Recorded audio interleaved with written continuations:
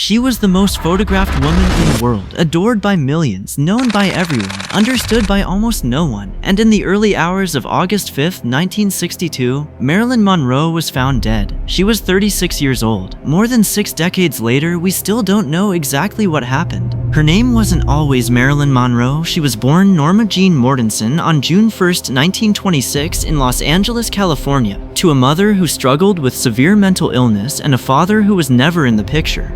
Her childhood was a maze of foster homes, an orphanage, and the constant threat of abandonment. By the time she was a teenager, she had learned one brutal truth. The world only noticed her when she was performing, so she performed brilliantly.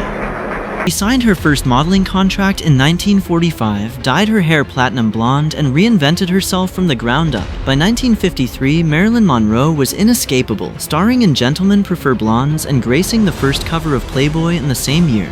She launched her own production company. She fought the studios when they tried to box her in. She was funny, magnetic, and far more intelligent than Hollywood ever gave her credit for. But fame, it turns out, has a cost. 3 marriages, countless miscarriages, a dependency on sleeping pills that deepened through the late 1950s. Her marriage to playwright Arthur Miller collapsed in 1961. The same year she was briefly hospitalized, and filming on The Misfits fell into chaos.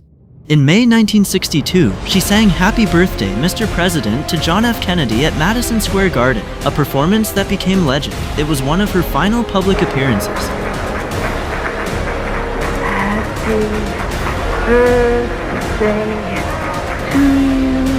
The official story: Marilyn Monroe died of acute barbiturate poisoning, a probable suicide, at her home in Brentwood, Los Angeles. Her housekeeper, Eunice Murray, discovered her body sometime after midnight. The coroner ruled it a probable overdose, but almost immediately the questions began.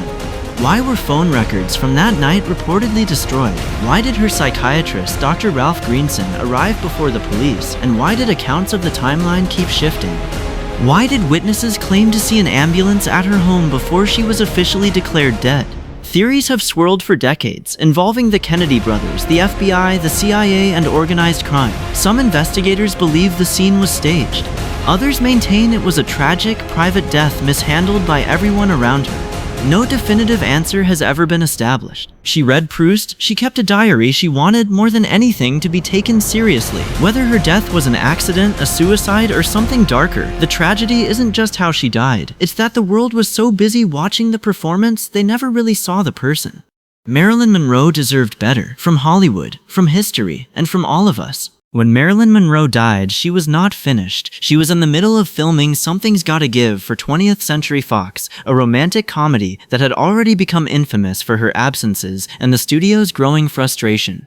The footage that survived shows something remarkable: a Marilyn who was radiant, funny, and completely in command of the screen. Fox fired her weeks before her death. They were reportedly in talks to rehire her when she was found dead. But the unfinished work goes deeper than one film. She had expressed interest in playing the title role in a biography of Jean Harlow. She wanted to produce more of her own projects through Marilyn Monroe Productions, the company she had founded to wrestle creative control away from the studios. She was in therapy, actively trying to heal. Friends described her in the final weeks as hopeful, making plans, talking about the future.